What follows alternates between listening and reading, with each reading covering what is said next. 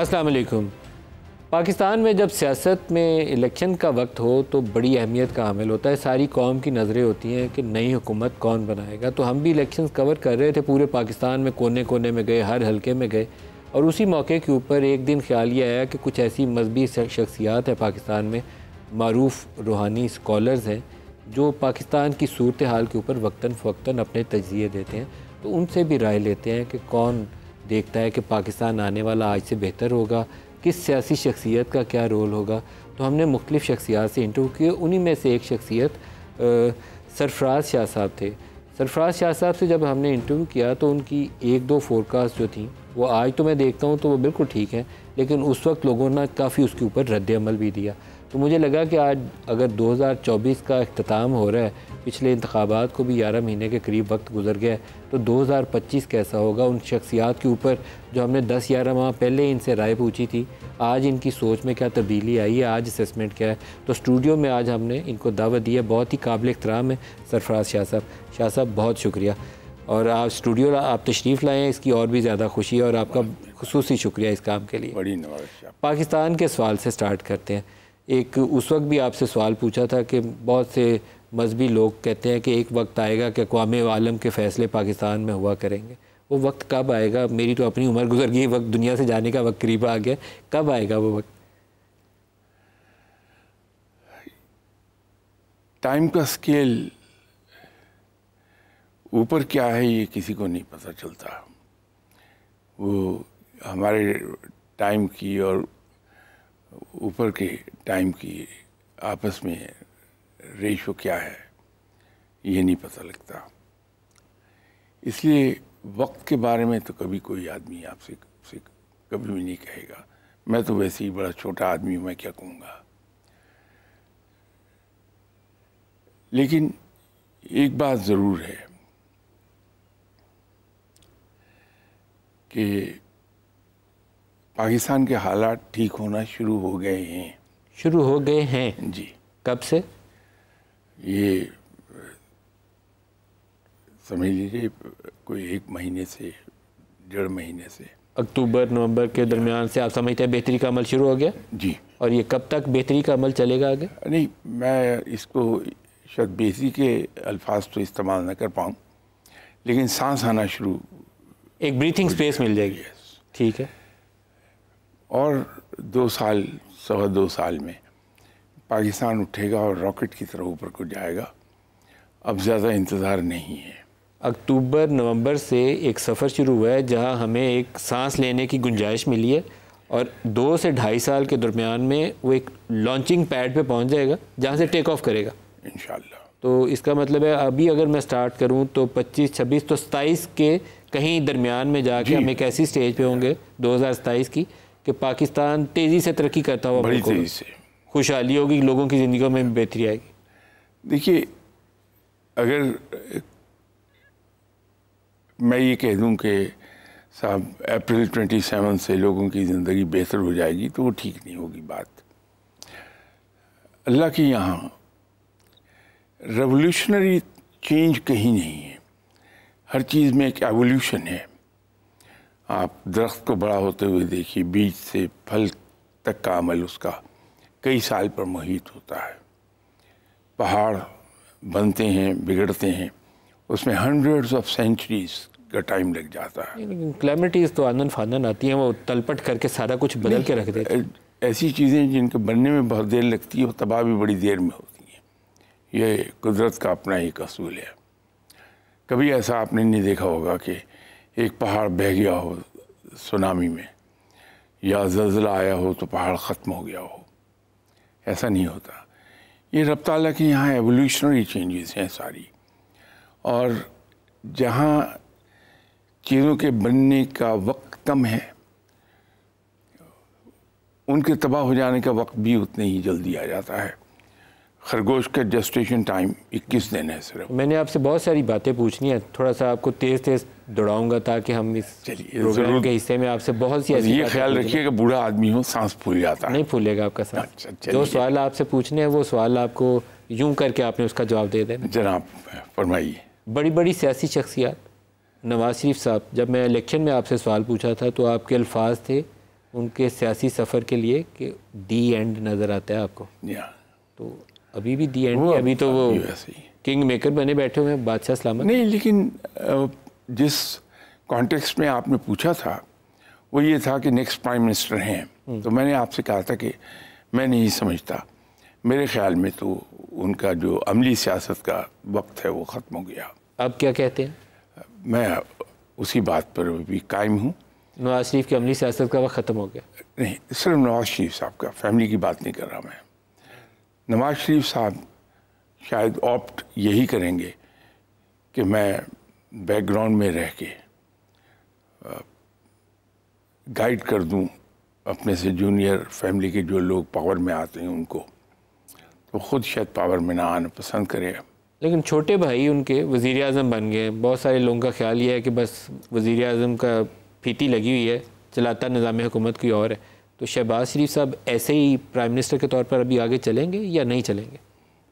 शायद थोड़ा वक्त चल जाए। कितना अर्सा?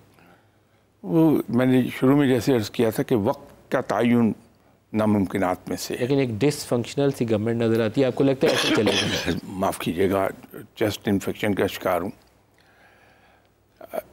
गवर्नमेंट मेरा ख्याल है बहुत सी जितने भी हमारे यहाँ फैक्टर्स हैं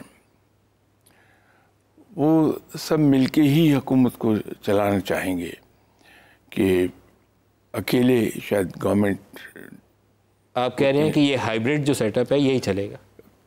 मेरे तो ख्याल यही है। कितना अर्सा? फिर वही है, लेकिन ज़्यादा अरसा नहीं है। ये ज़्यादा अरसा नहीं। कभी ऐसा भी होगा कि पाकिस्तान में एक्चुअली एक मुंतखब क़यादत जिसको डेमोक्रेसी कहा जाता है उस टाइप की भी कोई क़यादत ऊपर आ जाए? बिल्कुल आ जाएगी। आएगी? कब? जो मैं इसकी बेहतरी का वक्त कह रहा हूँ 2027 ऑनवर्ड, समवेयर मिड 27 उसमें ये काम हो सकता है। मरियम नवाज का क्या मुस्तकबिल है? मरियम नवाज साहिबा ज़िंदगी के अच्छे दिन देख रही हैं और मेरा ख्याल है अभी ये शायद और फर्दर आगे जाएं। मैं ये नहीं सजेस्ट कर रहा कि वो प्राइम मिनिस्टर बनेगी। आपको नहीं लगता वो प्राइम मिनिस्टर बनेगी? नहीं, अभी मुस्तकबिल करीब में तो मुमकिन नहीं है। और ये तो आपने उनकी उम्मीदों पे पानी फेर दिया। वो तो चचा की कुर्सी पे नज़र रख के बैठी होंगी कि मेरी बारी आनी है। किसकी ख्वाहिश नहीं होती आपकी? नहीं आगे बढ़ने की? वज़ीर आज़म बनने की तो नहीं होगी ना आपकी? नहीं, अब इस उम्र में कहाँ, इस उम्र में आदमी 4 कदम चल ले वही खुश हो जाता है। तो मरियम नवाज आप लगता है कि वज़ीर आज़म नहीं अभी बनती, एटलीस्ट नियर फ्यूचर में नहीं है? मेरा नहीं ख्याल। और बिलावल भुट्टो के मतलब क्या ख्याल है? अभी काफ़ी वक्त पड़ा हुआ है। बहुत वक्त है। उन्हें मैच्योर होने में वक्त लग जाएगा। वो कभी स्टेज ऐसी आएगी जब वो मैच्योर होकर तैयार हो जाए? देखिए, हादसात ऐसे हो जाते हैं कि हादसात एक्सीडेंटली हो सकता है, वैसे आपको नहीं नज़र आता? जी। हालांकि बिलावल साहब के बारे में मैं लोगों से एक बात कहा करता हूं कि बिलावल साहब का एक बहुत बड़ा एडवांटेज है। सर शाहनवाज दीवान थे, इनके नाना मिनिस्टर भी रहे, उनकी तरक्की वैसे स्टेप बाय स्टेप आई थी, तो वो बिलाखिर प्राइम मिनिस्टर रहे और बड़े पावरफुल प्राइम मिनिस्टर इस मुल्क के थे वो। इनकी वालदा प्राइम मिनिस्टर रही। जहाँ ये हालात हो तो वहाँ जीन्स में बहुत सी चीज़ें एंटर हो जाती हैं, आदमी की ट्रांसफ़र होती है जेनेटिकली। फिर बिलावल भुट्टो साहब की एजुकेशन बड़ी अच्छी हुई। ये बड़े फेवरेबल फैक्टर। उसकी बाज़ गुफ्तगू में वो चीज़ें रिफ्लेक्ट होती हैं, अपनी माम वाली गुफ्तगू में। वो मैं देखा उसको कि जब ये जनरल बाजवा के ऊपर कोई प्रोपेगेंडा वगैरह चल रहा था, मजहबी कुछ लोगों ने किया था, तो इमरान खान वज़ीर आज़म थे, तो बिलावल ने कौमी असम्बली में उठ के, हालांकि खुर्शीद शाह मुखालफ तकरीर कर चुके थे इमरान खान की, तो बिलावल ने उठ के कहा कि इमरान खान कदम बढ़ाओ, हम तुम्हारे साथ हैं। वहाँ उस दिन मुझे लगा कि इसकी माँ की रूह का इसके अंदर असर है। वो चीज़ जो एक सियासी सोच है, रिफ्लेक्शन नज़र आती है उसमें। उसको ज़्यादा बोलना चाहिए। जो जेनेटिकली चीज़ें आई हैं वो ज़्यादा लाउडली अगर सामने आ जाएं, असर्ट करे, अपने बाप के साए से निकल जाए, तो फिर आप समझते हैं बेहतर हो जाएगा? चलिए, मैं शायद ये तो ना कह सकूँगा कि कभी किसी की शख्सियत पे कमेंट इस तरह नहीं किए मैंने, लेकिन जो कुछ अल्लाह ताला ने इनको प्लस पॉइंट दिए हुए हैं, आप पूरे सर्किट में देख लीजिए, हमारे यहाँ पॉलिटिकल सर्किट में ये प्लस पॉइंट नहीं है। बट अनफॉर्चुनेटली या तो जो कुछ माहौल है इर्द गिर्द उनके, he is taken away by that, और उनकी गुफ्तगू में वो ठहराव और वो सुलझाव और उस किस्म की बुलंदी कहीं कहीं अनका हो जाती है। अच्छा सर, जो आजकल पाकिस्तान की कौम है वो इमरान खान उसके लीडर के तौर पर तो कौमी असम्बली में नहीं है, लेकिन एटलीस्ट परहैप्स आज की तारीख में सबसे पॉपुलर पॉलिटिशियन वही है। न सिर्फ पॉपुलर बल्कि इन्फ्लुएंस भी किया है उन्होंने। इन्फ्लुएंस भी किया। तो इमरान खान का मुस्तकबिल क्या है, जेल या आज़ादी? 2025 उनके लिए क्या खबर लाएगा? जेल से तो शायद कुछ अरसे में आ जाएं। कितने अरसे? ये कुछ कह नहीं सकता, लेकिन 4 माह, 6 माह, 8 माह।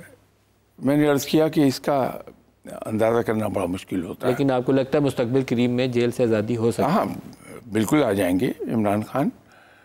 और लेकिन अगर आप पावर का देखें तो उसमें शायद उन्हें थोड़ा इंतज़ार करना पड़ जाएगा। अभी हुकूमत उनको मिलती नज़र नहीं आती आपको? मेरा ख्याल है कि इंतज़ार करना पड़ेगा उन्हें। फॉर ईयर्स, फॉर मंथ्स, कितना? May be for years. 5-7 साल लग सकते हैं। या तो 5-7 साल से पहले इमरान को हुकूमत मिलती नहीं नज़र आती है आपको, लेकिन आपका ख्याल है कि चंद महीनों में आज़ादी मिल सकती है? इमरान खान साहब बहुत यूज़फुल आदमी हैं। जैसे इन्फ्लुएंस किया है इन्होंने यूथ को, वो काम कर सकता है। ये है काम तो अभी भी कर रहा है, क्योंकि आप देखें ना, अमेरिका में उठते हैं पाकिस्तानी, वो जाके वो ट्रंप इंतज़ामिया और बाइडेन इंतज़ामिया उनके वो कांग्रेसमैन के सामने खड़े होकर कहते हैं कि वो इमरान खान जेल में, आप उसके ऊपर सवाल उठाए। तो वो that something is happening right now. बात ये है कि इमरान खान साहब बड़ी यंग एज में यूके चले गए और उनकी तरबियत हुई ही अंग्रेज़ के हाथ में है। इमरान खान साहब को जो सबसे बड़ा एडवांटेज, जो मैं समझता हूँ, मैं भी रॉन्ग, मेरे ये इसरार नहीं कि मैं सही कह रहा हूँ, वो ये है कि वो अंग्रेज़ की रग रग से वाकिफ़ हैं। उनकी ज़ुबान बोलता है बंदा वो। इसीलिए इमरान खान की ज़ुबान उनकी समझ में जल्दी आती कि उनकी ज़ुबान में बात करता है। मेरी मुराद अंग्रेज़ी से नहीं, अंग्रेज़ी तो बहुत लोग बोलते हैं, लेकिन उनके थॉट प्रोसेस को अंडरस्टैंड करता है, इसलिए कि तरबियत वहाँ हुई है। सर एक चीज़ और बताइए, बुशरा बीबी का इमरान खान की सियासत के ऊपर, उसके तरीक़ाकार के ऊपर काफ़ी असर हुआ है पिछले चंद सालों में। जब से वो बुशरा बीबी के करीब हुए, प्राइम मिनिस्टर बनने से 2-3 साल पहले से उनके पास जाना शुरू हुए थे। अभी रिसेंटली 1-2 मूव के अंदर भी मुझे बुशरा बीबी का बहुत इन्फ्लुएंस नज़र आया। गोइंग फॉरवर्ड क्या नज़र आता है? बुशरा बीबी इमरान खान के साथ इसी तरीके से उनका असर बरकरार रहेगा? उनकी बेगम है और हर बीवी का इन्फ्लुएंस शौहर पे होता है और होना भी चाहिए, तो उसमें वो कायम रहेगा, रहना चाहिए। और बुशरा बीबी का अपना मुस्तकबिल क्या नज़र आता है? यकीनन अच्छा होगा। नेक खातून हैं, इबादत गुजार हैं, तो अल्लाह ताला ऐसे लोगों पे करम करता है, ज़रूर करेगा। पाकिस्तान में मुस्तहकम हुकूमत आएगी, आए जो लोगों के मसाइल हल करे? बिल्कुल आएगी, इसलिए कि अगर मुल्क को तरक्की करनी है तो मुस्तहकम हुकूमत डेफिनेट होनी चाहिए। लेकिन ये भी आप टाइम इसको लिंक करेंगे उसी 2027 के? मेरा ख्याल है। एक बात बुजुर्ग का करते हैं और वो एक से ज़्यादा हैं, उनका ख्याल है कि एक वक्त आना है कि पाकिस्तान में ज़ेर ज़मीन कुछ दरियाफ्त होगी, तेल निकल आए, मदनियात निकल आए, उससे पाकिस्तान में बहुत खुशहाली आएगी। ये बहुत से मजहबी लोगों ने मुझे ये बात वो दुरुस्त फरमा रहे हैं। वो दुरुस्त फरमा रहे हैं, वो वक्त आ रहा है। वो कब से शुरू हो रहा है? वही ये जो मैंने पीरियड कहा, इसी से स्टार्ट हो जाएगा वो वक्त। जो वसाइल दस्तियाब हो जाएंगे मुल्क को, उसी से आगे बढ़ता हुआ दिखाई देगा आपको। अच्छा, मैं जब इलेक्शंस के दिनों में इंटरव्यू कर रहा था तो उसमें 1-2 शख्सियात मुझे याद पड़ता है, इरफानुल हक साहब भी शायद उनमें शामिल थे। उनका ख्याल था कि पाकिस्तान में एक बहुत ही सख्त किस्म का अकाउंटेबिलिटी प्रोसेस शुरू होने वाला है। इस पे अकाउंटेबिलिटी पे आपने भी बोला था, और उन्होंने तो इसके ऊपर बहुत ही ज़ोर देकर बोला कि बड़ा सख्त अकाउंटेबिलिटी प्रोसेस शुरू होने वाला है, एक दफ़ा सफाई होगी उसके बाद बेहतरी का अमल शुरू होगा। आपके ख्याल में वो प्रोसेस कब शुरू हो रहा है? मैंने शायद ये कहा होगा कि मुल्क में डंडा चलने वाला है, वो चला है और आगे भी चलेगा और चलेगा भी जी। तो अकाउंटेबिलिटी सही में होगी या वो हम तो पॉलिटिकल विच हंटिंग ही देखते हैं, अकाउंटेबिलिटी तो नहीं कहना चाहिए। अगर आप अकाउंटेबिलिटी का नाम देना चाहें तो दे सकेंगे आप, लेकिन मैं तो उसको सख्ती का नाम दूंगा कि सख्ती ज़्यादा आएगी। अभी इस 25 के अंदर और सख्ती बढ़ेगी लोगों पे जी। अफरा तफरी ये संभाली जाएगी कि नहीं? हर गली मोहल्ले में हम जो बेचैनी देखते हैं वो संभाली जाएगी कि नहीं? बेचैनी में और अफरा तफरी में बहुत फ़र्क आ जाएगा मलिक साहब। बेचैनी के कई एक फैक्टर्स हैं, अफरा तफरी का फैक्टर एक ही चल रहा है। तो ये जो बेचैनी है हमारे अंदर, ये तो जब हम देखते हैं कि एक फ़र्क है, तबक़ाती फ़र्क बहुत हो गया और हैव एंड हैव नॉट्स का फ़र्क बहुत हो गया है। फिर लोगों के लिए रास्ते अभी इतने नहीं खुले इसलिए कि मुल्क की इकोनॉमी का हाल कोई ज़्यादा इकोनॉमिक अपॉर्चुनिटीज़ नहीं है, मेन तो फैक्टर वही है जिससे बच्चे तो भी बाहर जा रहे हैं। उससे बेचैनी बढ़ती है इंसान के अंदर। सर एक और चीज़ बताइए, हम जिस रीजन में रहते हैं इंडिया पाकिस्तान कॉन्टेक्स्ट में, यहाँ हालात आपको नॉर्मल नज़र आते हैं? नहीं, मेरा ख्याल है कि जिन हालात से पाकिस्तान गुजर आया है उन हालात में एंटर हो जाएगा इंडिया बड़ी जल्दी। उन हालात में एंटर हो जाएगा इंडिया बड़ी जल्दी। हम जिन मुश्किलों से हम निकल के आ रहे हैं उसमें इंडिया शामिल होने जा रहा है। हम तो बाहर निकल रहे हैं, इंडिया दाखिल हो रहा है उसमें, मेरा ख्याल है। तो वो फंसेगा, हम बच जाएंगे। इसलिए कि एक कुदरत का अपना निज़ाम है। ये यहाँ लॉ ऑफ नेचर काम करता है इस दुनिया में, ये आलमुल अस्बाब है, कॉज एंड इफेक्ट की दुनिया है। उसके साथ साथ लॉ ऑफ नेचर काम करता है कि आप जो बोएंगे वो काटेंगे। तो जब कोई भी इंसान हो या मुल्क हो दूसरों के साथ के बारे में साजिशों पर उतर आए और तो फिर उसका बुरा वक्त स्टार्ट हो जाता है। अच्छा, मेरे एक बुजुर्ग दोस्त हैं, मैं उनका नाम नहीं लूँगा जी, उनकी इजाज़त नहीं है, इसलिए अगर इजाज़त होती तो नाम ले देता। वो मुझे पिछले कई सालों से कह रहे हैं कि 2025 और 30 के दरमियान इंडिया का बहुत तबाही है और एक अमेरिका की बहुत तबाही है। जी बेशक। वो मैं जितनी दफ़ा उनसे मिलता हूँ ना, बड़े ज़ईफ़ हैं, बड़े, इस नाम इसलिए नहीं लेता कि वो आमतौर पे मिलते जुलते नहीं है किसी से, तो है सैयदज़ादे हैं, शाह साहब हैं। कहते हैं 2025 और 30 के दरमियान में इंडिया और अमेरिका, ये तुम लिख लो, इनकी बहुत बड़ा नुकसान होने वाला है, इस शक्ल में ये तुम्हें नज़र नहीं आएंगे। तो आपका इस पर क्या तजज़िया? नहीं, मैं शायद उनकी बात से एग्री करूँगा कि डॉलर तबाही की तरफ ज़रूर जाएगा। जो कुछ अमेरिका करता रहा है उसको उसके लिए भुगतना है और वो भुगतेगा। ट्रंप के नीचे अमेरिका का क्या बनेगा? देखिए, अल्लाह ताला ज़मीन पर कभी उतर के ख़ुद कुछ नहीं करने आता, वो तो असबाब बना देता, क्योंकि तो ये आलम असबाब में बैठे हैं, ये सबब बनेगा, ये सबब बनेगा, बिल्कुल बनेगा। इंडिया के साथ क्या होगा? इंडिया जो कुछ हमारे साथ कर रहा है कि जहाँ कहीं मुमकिन होता है वहाँ फंडिंग करता है। ये जो खारजी हैं सारे, ये जो आके टीटीपी वाले हमले करते हैं, इन सारों की तो असला और पैसा उधर से आता है। वो खुद भुगतेगा उसकी अपनी रियासतों में, और बल्कि मणिपुर में शुरू भी हो गया, ये उसकी इब्तदा है।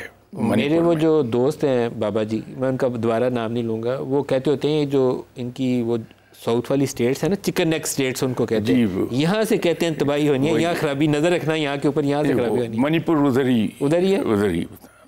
तो आपका भी तजिया उनसे मिलता जुलता है जी। वो इसको भुगतना होगा इंडिया को, जो कुछ इसने पाकिस्तान के साथ किया। आप कभी गौर से देखिए, पाकिस्तान के साथ जिसने भी बुरा किया उसने भुगता ज़रूर है। सर एक सवाल आपसे पूछना है, उसको थोड़े से अच्छे से लफ्ज़ों में पूछ लेंगे, नहीं तो हमारे भी वो सेंसर वाले बैठे होते हैं, परेशान हो जाते हैं। जब मैं इस्टेब्लिशमेंट कहता हूँ ना, बटनों पे हाथ रख लेते हैं। पाकिस्तान में आम तौर पर जिस अदारे का जो काम है वो करता नहीं है। जुडिशरी जो है वो दरियाओं की और अस्पतालों की वेस्ट कहती है ठीक करनी है, अपनी जुडिशरी नहीं ठीक करनी। इस तरह इस्टेब्लिशमेंट जो है वो एग्जेक्टिव ठीक करने चली जाती है। तो कभी ऐसी भी स्टेज आएगी कि इस्टेब्लिशमेंट अपना फ़ौज काम कर रही हो, जज अपने काम कर रहे हो और एग्जेक्टिव वाकई लोगों की फिक्र कर रही हो कि हमने कैसे लोगों को रोटी कैसे देनी है। अगर आप इजाज़त दें तो एक काउंटर क्वेश्चन मैं आपसे कर लूँ। सर, ये सूरत हाल भुट्टो के दौर में क्यों नहीं पैदा हुई? आपका क्या कहना है? इसलिए कि वो बहुत काबिल आदमी था, उसकी ग्रिप थी मामलात पर। आप किसी सब्जेक्ट पे उससे बात कीजिए, बड़ी स्ट्रॉन्ग होल्ड थी। तो ना है लीडरशिप की वजह से ये सूरत हाल है। तो जब मेरे ब्रेक लेकिन वो काबिल शख्स कब आएगा जो ये इस काबिल होगा कि वो खुद निज़ाम हुकूमत को अच्छे से चला ले? आने में देर नहीं लगेगी। एक को अल्लाह ही उतारेगा तो आएगा। लेकिन आपको ये जो चेहरे मैदान में हैं इनमें से कोई चेहरा लगता है कि कोई नया चेहरा राइज करेगा? मलिक साहब, ये मेरे एलिमेंट के अगेंस्ट है कि मैं किसी दूसरे फर्द के बारे में कोई कमेंट कर दूं। कोई नया चेहरा राइज करेगा, बहुत कुछ अल्लाह कर देगा, करेगा, हमें उम्मीद रखनी चाहिए। Very soon. Oh yes. एक आपसे मैंने और चीज़ पूछनी है, ये मेरा अपनी मर्जी का सवाल है। चैम्पियंस ट्रॉफी आने वाली है, पाकिस्तान में होनी है, पाकिस्तान का क्या बनेगा? जीतेंगे हम क्रिकेट का मैच? ये नहीं मैं कह पाऊंगा। सर, सबसे अच्छी बात तो आपने बताई नहीं। वो मुझे शायद इसके लिए पूरी चैंपियंस ट्रॉफी में जो मर्जी होता रहे मुझे टेंशन नहीं होती। जिस दिन इंडिया पाकिस्तान का मैच होता है ना, मैं कहता हूँ आज पाकिस्तान जीत जाए, बाकी जो मर्जी। ये सिर्फ आपका हाल नहीं है, सबका ही हाल है। तो इस पे तो कोई खबर सुना दे। अल्लाह ताला बेहतर फरमाए। सही सर, इस पे बताएं, इंडिया वाले मैच से हम चैंपियंस ट्रॉफी में इंडिया को हराएंगे कि नहीं हराएंगे? अल्लाह बेहतर करे। अल्लाह बेहतर करेगा। फिर दुआ पे बात आ गई है, फिर हम कुछ नहीं, अल्लाह बेहतर करे। आप दुआ करिएगा। मैं तो आई एम विशिंग कि अल्लाह बेहतर करे। मैं ये नहीं कह रहा अल्लाह बेहतर करेगा, मैं कह रहा हूँ अल्लाह बेहतर करे। तो इट्स अ विश। आप जाके फिर रात को इबादत करेंगे ना, तो मेरी ख़ास इस्तदा के ऊपर दुआ करिएगा कि पाकिस्तान इंडिया वाले मैच में उसकी खूब पिटाई लगाए और हम मज़े से जीतें। ये तो दुआ कर सकते हैं ना? नहीं, पाकिस्तान की बेहतरी के लिए तो बिल्कुल दुआ करते हैं, लेकिन कोई पिटे ये दुआ करना। ये तो क्रिकेट मैच है ना सर, इसमें डंडे से थोड़े मारना है, बॉल को बल्ले से पिटाई करनी है। वो नेगेटिव दुआएं ये नहीं सर, ये पॉजिटिव दुआ है अपनी टीम की जीत। नहीं, अपनी मुल्क के लिए तो क्या दुआ ज़रूर आदमी करता है, बगैर आपके हुक्म किए भी मैं दुआ अपने मुल्क के लिए तो ज़रूर करूँगा, हर कोई करता है। लेकिन ब्रेक करीब आ रही है, एक चलते चलते कोई पाकिस्तानी कौम को कोई पढ़ने के लिए कुछ बता दें कि इस मुल्क के हालात बेहतरी की तरफ चले जाएं, एक या दो लफ्ज़ों में कोई चीज़ बता दें। बेहतरीन वजीफ़ा ये है कि मैं और आप हम कुछ इस अंदाज में मेहनत करना शुरू कर दें कि हम अपने आप को मुतमईन करें कि मैंने काम सही कर लिया। बिल्कुल सही। बस यही एक वजीफ़ा है जो काम करेगा। अच्छा, मैं ब्रेक में जाने से पहले अपने वो गुमनाम दोस्त जिनका नाम नहीं ले रहा, उनसे मैं ये पूछता हूँ, तो मुझे कहते हैं दो चीज़ें पढ़ा करो। एक अल्लाह की सुन्नत है, अल्लाहुम्मा सल्ली अला मोहम्मद, कि नबी पे दरूद भेजना, ये अल्लाह की सुन्नत है। बेशक। और दूसरा नबी की सुन्नत है अस्तगफिरुल्लाह, तो माफ़ी मांगा करो, तौबा किया करो। एक नबी की सुन्नत है, दूसरी अल्लाह की सुन्नत है। कहते हैं इससे ज़्यादा तुम्हें मुझे बताने की ज़रूरत नहीं है, दोनों सारा दिन किया करो, भरपूर किया करो। तो आप सही फरमा रहे हैं। सही फरमा रहे हैं आप, बहुत सही उन्होंने फरमाया, जो साहब भी हैं और आपकी तरह के मेरे दोस्त हैं। मैंने आप जैसे सारे जो है ना बुजुर्गों से रखी हुई हैं कि मुझे भी कुछ अकल आ जाए, सीधी राह पे चल पड़ूं। नहीं, माशाल्लाह। सरफराज शाह साहब मारूफ मजहबी स्कॉलर हैं, बहुत शुक्रिया। आप हमारे ब्रेक करीब आ गई है, ब्रेक के बाद दोबारा मिलेंगे तो मौजूदा और सूरत हाल के ऊपर, सियासी मामलात के ऊपर बात करेंगे। हमारे साथ रहिए। प्रोग्राम में दोबारा खुशामदीद कहते हैं। अभी पहले हिस्से में हम सरफराज शाह साहब से पूछ रहे थे कि पाकिस्तान के हालात, रूहानी मामलात, रूहानी दुनिया के अंदर उनके हिसाब से कब से बेहतरी का अमल शुरू होगा। तो वो कहते हैं कि 2027 के वस्त में ऐसा मामला शुरू हो जाएगा। लेकिन ये जो रवां महीने चल रहे हैं अक्टूबर और नवंबर से, यहाँ से वो कह रहे हैं एक प्रोसेस का स्टार्ट हो गया जहाँ थोड़ी सी सांस लेने की गुंजाइश पैदा होगी और 2-2.5 साल में ये अमल मुकम्मल होगा तो फिर वो टेक ऑफ वाली स्टेज आ जाएगी। तो प्रोग्राम के दूसरे हिस्से में हमारे वो पॉलिटिकल लीडर्स हैं हमारे पास, एनालिस्ट हैं हमारे पास, उनसे भी पूछेंगे कि रूहानी दुनिया की तो ये बातें हैं, आपकी जो अमली सियासत है वो क्या कहती है। तो प्रोग्राम के इस हिस्से में हमारे साथ हैं आबिद शेर अली साहब, पाकिस्तान मुस्लिम लीग नवाज़ के सीनियर रहनुमा हैं, पाकिस्तान तहरीक इंसाफ से ओन अब्बास बप्पी साहब हैं और पिल डैड के सरबराह अहमद बलाल महबूब साहब हमारे साथ हैं। सबको खुशामदीद कहूँगा। आबिद साहब, आपसे स्टार्ट करूँगा। आपका तज्जिया क्या कहता है कि आने वाले दिन क्या सियासत में कोई बेहतरी का पैगाम लाएंगे? रूहानी मामलात तो आगे बेहतरी की तरफ इशारा कर रहे हैं, आपकी अमली सियासत क्या कहती है कि ये जो 5-6 साल से हम लोगों को पकड़ के जेलों में डालते हैं, एक की बारी दूसरे की बारी आती है, वो पहले को डालता है, किसी को उठा लेते हैं, किसी को गायब कर देते हैं, ये सिलसिला रुकेगा, इस्तेकाम आएगा या नहीं आएगा? सियासी तज्जिया आपका क्या कहता है? जी बहुत शुक्रिया मौलवी साहब। मेरे ख़्याल में हुकूमत तो किसी भी पॉलिटिकल विक्टिमाइजेशन पे यकीन नहीं रखती। वही लोग जो 9 मई के वाक़यात में मुलव्वस हैं, जहाँ ये जो नवंबर के अंदर इस्लामाबाद में जो कत्ल व गारत या कोशिश की गई, तो उन लोगों की इन्वॉल्वमेंट जिनकी है उसी हद तक वो अपने दायरे को महदूद रखा हुआ है। तो बसीयत वर्कर, क्योंकि हमने भी बहुत ज़्यादा तकलीफ़ें काटी आपके सामने, मैंने अपनी वाइफ का जनाजा तक कंधा नहीं दिया, हम उस मुश्किल तरीन मराहल से भी गुज़रे। लेकिन मैं इस बात पे यकीन नहीं रखता कि भी किसी भी पॉलिटिकल वर्कर को उसकी कारकुन होने की हैसियत से सज़ा दी जाए। लेकिन जो लोग दहशतगर्दी के हवाले से जो रियासत को टारगेट करते हैं, रियासती अदारों को टारगेट करते हैं, तो मलिक साहब इसकी सरीहन ना किसी भी पार्टी के वर्कर को या कारकुन को इजाज़त नहीं होनी चाहिए कि कोर कमांडरों के घरों में घुस के उनके वर्दियों को आग लगाएं, हमारी शोधा की यादाश्तों की आप बेहुरमती करें, इसकी कतई इजाज़त नहीं देनी। ठीक है, आप एहतजाज करें, एहतजाज तमाम सियासी जमातों का राइट भी बनता है और इसकी इजाज़त भी होनी चाहिए। जो पुरअमन एहतजाज हो, माजी में हमें भी बड़े मराइल से गुजरना पड़ा, लेकिन इस तक पाकिस्तान के इस्तेकाम के लिए, मईशत की स्टेबिलिटी के लिए मिलजुल कर जो पार्लिमान के अंदर पॉलिटिकल पार्टीज़ हैं उनको कंसेंसस बिल्ड करना चाहिए, कोई फ्यूचर का लाएअमल सामने लाना चाहिए। और मेरा ख्याल है कि पाकिस्तान के साथ अब बड़ा मजाक हो गया, कोई आवे कोई जावे। अब जो हुकूमत बन गई है इसके साथ मिलकर पाकिस्तान को आप अपनी सियासत को, अगर आपको भी मुआशी हालात का मलिक साहब बखूबी अंदाज़ा है, लेकिन मेरी राय के मुताबिक पाकिस्तान की मईशत को मजबूत बनाने के लिए मैं तमाम जो पार्लियामान के अंदर पॉलिटिकल पार्टीज़ हैं, एक एजेंडा हमें ज़रूर तय करना चाहिए। हमें ज़रूर एक बप्पी साहब को भी ये सवाल पहले पूछ लें। बप्पी साहब, जो सरफराज शाह साहब की गुफ्तगू अगर आप सब ने सुनी है, तो सरफराज शाह साहब ने जैसे इमरान के लिए वो कहते हैं कि चंद माह में वो जेल से बाहर आ जाएंगे, लेकिन हुकूमत उनको वो लगता है कि कुछ साल अभी नहीं मिलने वाली, लेकिन पाकिस्तान की बेहतरी के लिए वो बड़े पॉजिटिव नज़र आए हैं। आपका सियासी तज्जिया क्या कहता है कि बेहतरी के आसार नज़र आएंगे आइंदा आने वाले दिनों में? जी आउज़ुबिल्लाहि बिस्मिल्लाहिर्रहमानिर्रहीम। मैंने शाह साहब का खैर वो नहीं सुन सका, मैं यहाँ पे इंतज़ार कर रहा था। लेकिन मलिक साहब, दो चीज़ें तो बड़ी क्लियर है कि जो कुछ 2024 में हुआ, मतलब आज के दिन से 31 दिसंबर 2023 को जो जस्टिस काजी फाइज़ ने फैसला किया था हमारा इंतखाबी निशान लेने का, फिर 8 फरवरी को जिस आवाम के उसके ऊपर डाका मारा गया मैंडेट के ऊपर, फिर 9 फरवरी और 10 फरवरी को 2 दिन रिजल्ट लो के पाकिस्तान में एक ऐसा निज़ाम राइज किया गया जो उनकी मर्ज़ी का था और जिसमें आवाम की मर्ज़ी बिल्कुल शामिल नहीं थी। फिर उसके बाद 26वीं आईनी तरमीम ला के पाकिस्तान के जो एक जुडिशल निज़ाम है उसको अपनी मर्ज़ी से लगाया गया, कॉन्स्टिट्यूशनल अमेंडमेंट करके यहाँ पे अपनी मर्ज़ी का चीफ जस्टिस भी किसी तरीके से लगा दिया, फिर कॉन्स्टिट्यूशनल कोर्ट बना दी गई, उसका भी एक मर्ज़ी से चीफ जस्टिस भी तरीके से बना दिया गया। फिर उसके बाद अगर आपको याद हो पार्लियामेंट अटैक करके 10 हमारे MNAs को अगवा कर लिया गया, मिलिट्री ट्रायल के नतीजे में हमारे जितने भी अब जो 85 करीब लोग हैं उनको सज़ाएँ सुनाएगी। फिर नवंबर 26 का वाक़या हुआ जिसमें हमारे कम 15 के करीब लोग शहदा जो हैं और बहुत सारे ऐसे जिनके अभी तक हमें पता नहीं।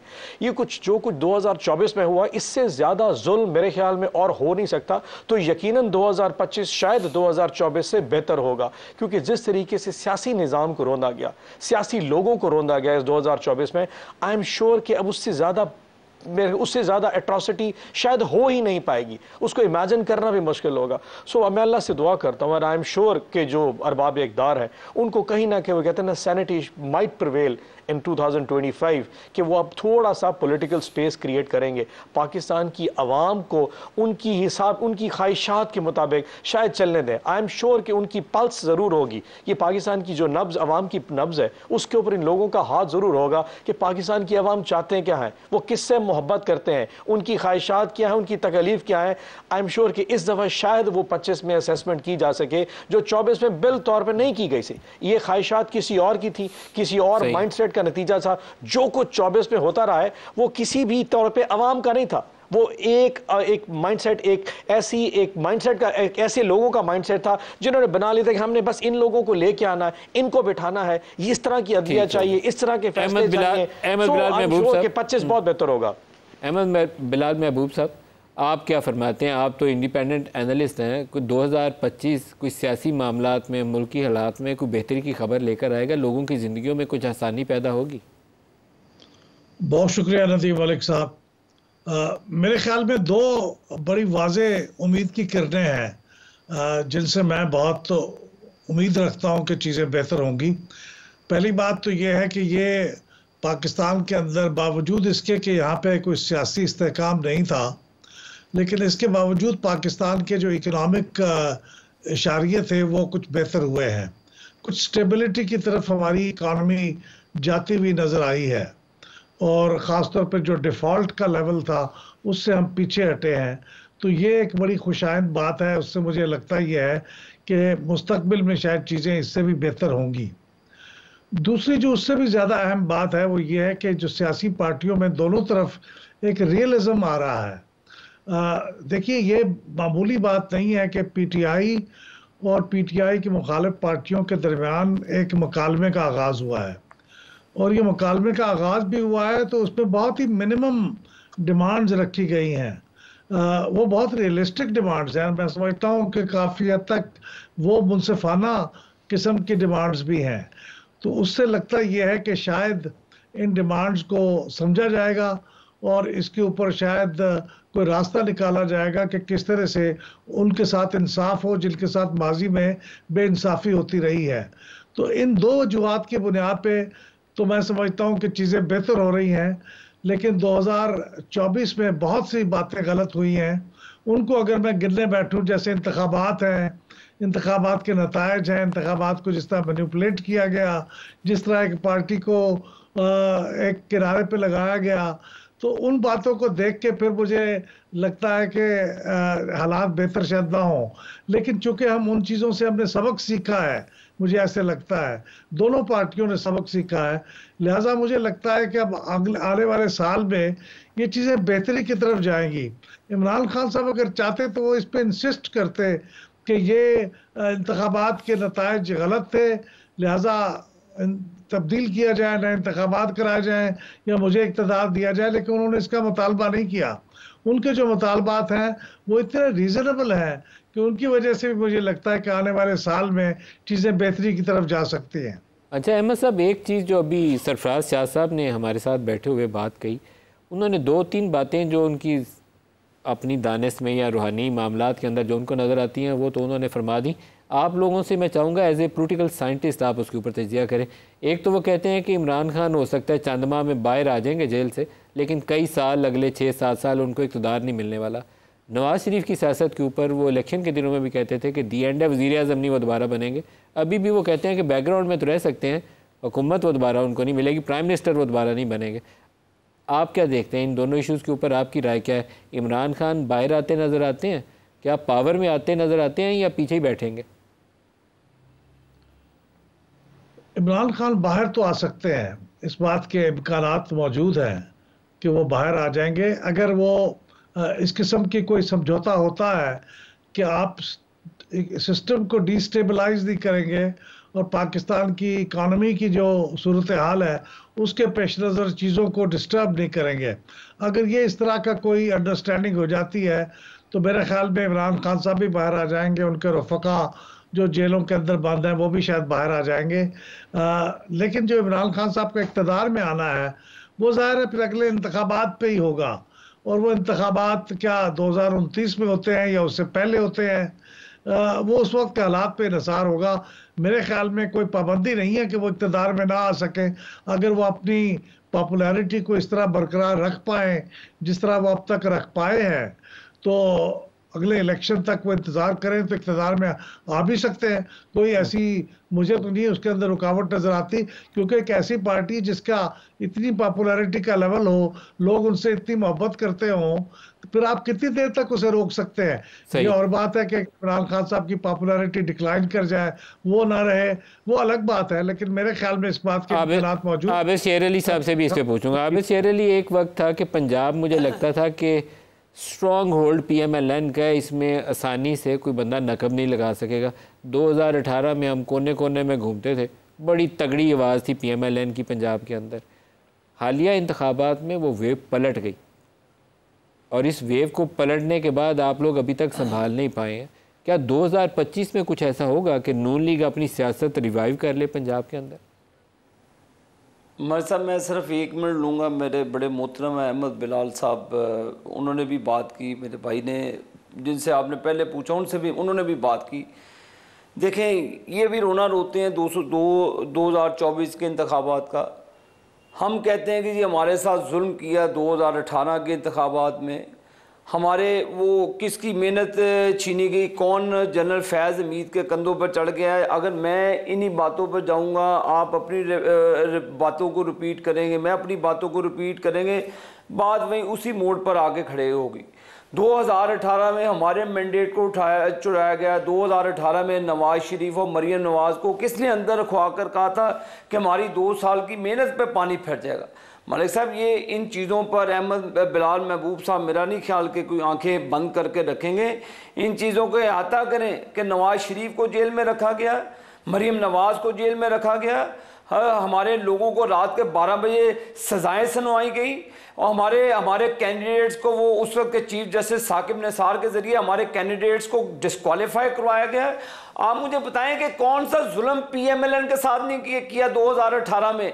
नवाज शरीफ की हुकूमत को अकामे पे निकाल दिया गया। क्या ये लॉ कहता था उस वक्त? तो ये बातें ना करें कि जो आपने हमारे मैंडेट को ज़रब लगाई, जिन लोगों ने ये बिसात बिछाई थी, तो अहमद महबूब साहब इनसे पूछें जो उस बिसात पर उसकी बिसाखियां बन के जिन्होंने सेनेट के इंतखाबात चोरी किया, दिन दिहाड़े डाका मारा। आपको नहीं पता कि सेनेट के इंतखाबात में क्या हुआ? नून लीग के ये अब रो रहे हैं जी 10 हमारे कैंडिडेट उठा लिए। उस वक्त आपकी हमदर्दियां कहाँ पे थी जब आपने हमारे सेनेटर के लोगों को, आपने हमारे जो सेनेटर मुंतखब हुए थे उनको आपने PMLN का टिकट अवार्ड नहीं किया। वही साकिब निसार था। मेरे भाइयों, मेरे भाई दोस्तों, देखो कि हमारे साथ क्या नहीं हुआ। लेकिन इस तलखियों में आप जाएंगे तो फिर निज़ाम ऐसे ही चलता रहेगा। इन तलखियों को दफन करना होगा। पाकिस्तान की सालमियत के हमें आगे जाना होगा। जहां तक मलिक साहब आपने बात की, इसमें कोई शक नहीं है कि हमने अपने जो मैंडेट था किसी दौर में, इसमें कोई शक नहीं है कि पंजाब हमारा होम ग्राउंड है और था भी और है भी है। तो उसमें हमें डेंट ज़रूर पड़ा है, और लेकिन अल्लाह के फजलो करम से पंजाब में हुकूमत भी हमारी है, लेकिन डेंट पड़ा है। जो हमारे माजी में जो हमने मुल्क को बचाने के लिए हुकूमत ली PDM की, वो उसका हमने उसको हमने पे किया है। हमने इलेक्शन में अपना जो पॉलिटिकल कैपिटल था उसका हमने नुकसान किया है, लेकिन हमने मुल्क को बचाया। अभी भी शहबाज शरीफ साहब और हमारी हुकूमत मुल्क के आगे बढ़ाते हैं इसको। बप्पी साहब जी बप्पी साहब, आपसे ये सवाल पूछना चाहूँगा, ये जो इस वक्त पाकिस्तान तहरीक इंसाफ के पास अरूज है 2024 के इलेक्शन से लेकर अभी तक, आप इसको कैपिटलाइज कर सकेंगे गोइंग फॉरवर्ड? क्योंकि एक टेम्परेरी फिनोमेना भी हो सकता है, और ये भी हो सकता है कि आप इसको मज़ीद तगड़ा कर लें। नून लीग की मैं मिसाल दूंगा, PTI की हुकूमत थी, 22 इलेक्शन सारे PMLN जीत गई थी। एक सिर्फ सूबाई का इलेक्शन था सियालकोट की या गुजरावाला की सीट का जो PTI जीती थी, बाकी तमाम इलेक्शन अब 22 हार गए थे। लेकिन अब उल्टी बिल्कुल हवा चल पड़ी, अब सारा कुछ आपकी फेवर में है। क्या इसके ऊपर कैपिटलाइज करेंगे? आगे चल के जमात मजबूत होगी या कमज़ोर होगी? देखिए मलिक साहब, ये प्रेडिक्ट करना कि आगे ये हमारी जो पॉपुलर मूव है ये चलती रहेगी नहीं चलती, ये तो खैर बहुत मुश्किल हो जाएगा। बट हैविंग सेड दैट, अगर ये एट्रॉसिटीज़ जो रियासत की तरफ से इस पॉलिटिकल पार्टी पे, हम पे और हमारे लीडर के ऊपर जो अगर ये बरपा है, तो ये वेव तो खैर और ऊपर न जाती है। हम तो बार बार कह रहे हैं कि आप तो हमारा मैंडेट वापस कर दें, नए इलेक्शन करा के दे लें। और मैं अल्लाह से दुआ करता हूँ कि 2025 में या हमें मैंडेट मिल जाए या ये बेशक फ्रेश इलेक्शन करा के देख लें, अंदाज़ा हो जाएगा। और मैं आपकी बात से बिल्कुल एग्री करता हूँ कि 18 में पंजाब हमारा नहीं था, बाई इलेक्शंस भी शायद हमारे होंगे, डिस्पाइट हमारी परफॉर्मेंस कैसी है। हम बाई इलेक्शन 2021 में जो हुए थे या 20 में कहीं ना कहीं वो हारते रहे होंगे। लेकिन बात यह कि जो आवाम इस वक्त ये समझ चुकी है कि जो कुछ फैसले इस आवाम के ऊपर नाफिज किए जा रहे हैं, इस वक्त जो हुकूमत को एक नाफिज किया गया है, पूरे सिस्टम ने जो नाफिज किया है, वो अवाम रिजेक्ट कर चुके हैं। पाकिस्तान की आवाम की अगर नब्ज के ऊपर हाथ रख के देख लेना, यकीन करें हमारी वेव दिन ब दिन बढ़ती जा रही है। उनकी मोहब्बत का आलम यह है, मैं मलिक साहब अल्लाह से डर के कहता हूं कि लोग अब इमरान खान की मोहब्बत बेच रहे हैं कि हम जब शादी खुशी गमी में जाते हैं लोग हाथ चूमते हैं, और वो हमारा नहीं, वो इमरान खान की निस्बत से हमारा हाथ चूमते हैं। इस तरह की मोहब्बत की वेव तो शायद भुट्टो दौर में 70s में भी नहीं देखी गई।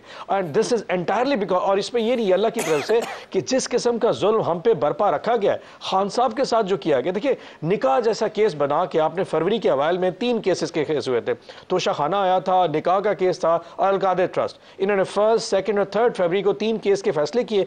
8 फरवरी को पाकिस्तान की अवाम ने वो फैसला किया जो हमारी किसी भी तौर पे एस्टेब्लिशमेंट भी शायद ये नहीं समझ पा रही थी कि ये फैसला हो जाएगा, उनके लिए सरप्राइजिंग था। सो पाकिस्तान की जो अंडर करंट एक वेव है, पॉपुलर वेव है, वो दिन ब दिन बढ़ती जा रही है। And I can assure you इसका आलम इतने हद तक बढ़ जाएगा। और आपने खुद कहा ये कि अगर जो बड़ी शर्त होगी, अहमद बिलाल साहब फरमा रहे थे कि बड़ी शर्त है कि अगर किसी तौर पे खान साहब इन पॉलिटिकली विक्टिमाइज्ड केसेस से बाहर निकलेंगे, और इंशाल्लाह जरूर निकलेंगे, तो सबसे बड़ी जो ख्वाहिश और इनकी जो शर्त होगी कि खान साहब मेहरबानी करके इसको डिस्टेबलाइज ना करें। वो कैसे ना करें? खान साहब की एक स्टेटमेंट, एक पॉलिटिकल स्टेटमेंट शाम को आके कौम से खिताब इस पूरी हुकूमत को तख्तो ताराज करके रख सकता है। ये लफ्ज हमारे लिए इस्तेमाल करते थे जब कभी हमारे लोग पकड़े जाते, कहती ताराज कर दिया जाएगा। जिस दिन खान साहब बाहर निकलेंगे और शाम को बनी गाला से उन्होंने सिर्फ कौम से खिताब कर लिया ना, ये पूरा का पूरा सिस्टम हाउस ऑफ कार्ड्स की तरह ताराज हो जाएगा। अहमद बिलाल महबूब साहब, अगर ये जो मौजूदा सेटअप है इसके ऊपर भी बड़े इफ्स एंड बट्स हैं। हाइब्रिड प्लस प्लस रजीम इसको कहा जाता है। जब तक तो दस्ते शफकत रहेगा तब तक तो सांस लेंगे, दस्ते शफकत हट गया तो पता नहीं चलेगा। 2025 इनके लिए क्या पैगाम लाएगा फेडरल गवर्नमेंट? मलिक साहब, ये जो हमारी इकोनॉमिक कंपल्शंस है ना, ये बहुत बड़ी मजबूरी है, और इस मजबूरी की वजह से एक स्टेबल हुकूमत का वजूद वो हमारे लिए एक बहुत क्रिटिकल हैसियत रखता है। लेकिन इसलिए मुस्तकबिल करीब में तो मुझे नहीं लगता कि इस सेटअप को रिप्लेस किया जाएगा, इसको हटाया जाएगा। लेकिन ये भी ज़रूरी नहीं कि ये अपनी टर्म पूरी करे। हो सकता है किसी मकाम पे आके वो जो दूसरी कंपल्शंस हैं वो हावी हो जाएं और फिर उस वक्त रिप्लेसमेंट की ज़रूरत पेश आ जाए। आपकी बात दुरुस्त है कि ये सारा निज़ाम जो है वो तो एक अंडरस्टैंडिंग के ऊपर ही चल रहा है। मैं आबिद शेर अली साहब की बात पे भी इत्तफाक करता हूँ कि 2018 में भी बिल्कुल यही सूरत हाल थी, इलेक्शन मैनिपुलेटेड थे, और उसके इलेक्शन से पहले जो कुछ किया गया नवाज शरीफ साहब के साथ, उनकी पार्टी के साथ, वो बिल्कुल सही कह रहे हैं। ये एक पैटर्न है हमारे मुल्क में कि जब एक पार्टी किसी तरीके से फेवर से नीचे गिर जाती है तो फिर उसके साथ यही होता है जो इस वक्त पीटीआई के साथ हो रहा है, माजी में पीएमएलएन के साथ हुआ। तो इससे सबक सीखने की ज़रूरत है कि ये पार्टियां बजाय इसके कि आर्जी तौर पे कुछ इक़्तिदार के मज़े लेने के लिए उसकी बजाय ये कुछ ऐसा लॉन्ग टर्म अरेंजमेंट आपस में कर लें कि जिससे चीज़ें इंसाफ के मुताबिक चलें। तो मुझे लगता है ये है कि 2025 में तो शायद ये हुकूमत डिस्टेबलाइज ना हो, क्योंकि हमारी अभी इकानमी इस लेवल पे नहीं आई कि इस तरह की तब्दीलियां बर्दाश्त कर पाए। लेकिन उसके बाद में आने वाले सालों में डिपेंड करता है कि ये चीज़ें बदल सकती हैं, क्योंकि आप देखिए कि पीपल्स पार्टी और पीएमएलएन के दरमियान अहमद साहब, अगर इमरान खान की कोई भी अंडरस्टैंडिंग हुई बिहाइंड द सीन इस्टेब्लिशमेंट के साथ, तो उसके अंदर एक ये शर्त ज़रूर शामिल होगी कि इकनॉमिक इंस्टेबिलिटी हम और अफोर्ड नहीं कर सकते। तो वो उस डील का हिस्सा होगा, पार्ट एंड पार्सल होगा। जब भी हुई, 4 महीने में हुई, 6 महीने में हुई या साल में हुई, उसके अंदर आपने ये जो कुछ मर के रुपए को 278 पे रोका है डॉलर के मुकाबले में, आप नहीं चाहेंगे कि ये दोबारा 350 पे चले जाए। तो it has to be part and parcel of that process.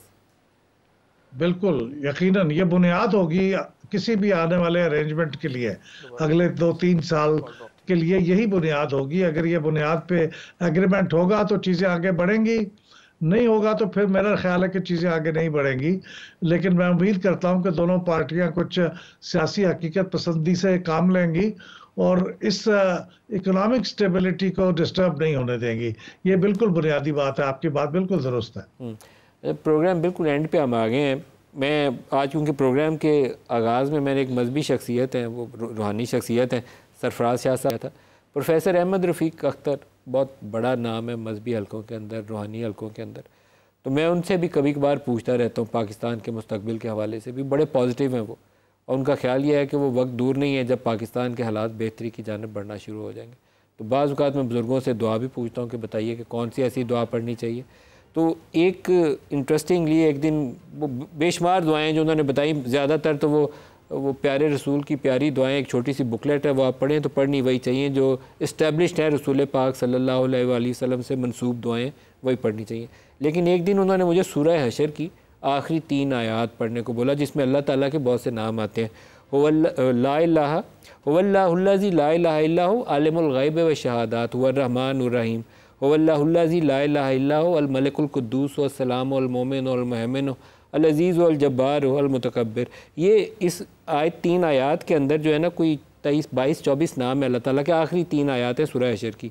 तो मैं प्रोग्राम के आज एंड में जहाँ बहुत सारी मजहबी बातें भी हुई हैं, तो आप सारों की नज़र ये प्रोफेसर अहमद रफ़ीक अख्तर ने ये दुआ कुरान पाक की आयात है, तो पूरी पाकिस्तानी कौम को पढ़ के तो दुआएं मांगनी चाहिए कि अल्लाह पाक पाकिस्तान के हालात में बेहतरी लाए, लोगों की ज़िंदगियों में बेहतरी लाए। सूरह हशर की आखिरी 3 आयात अल्लाह ताला के नाम है और उसको रिसाइट करना है, और अल्लाह ताला के नामों से बेहतर वजीफ़ा करने के लिए कोई और चीज़ हो नहीं सकती। आज के प्रोग्राम से इतना ही, इजाज़त दीजिए। अल्लाह हाफ़िज़।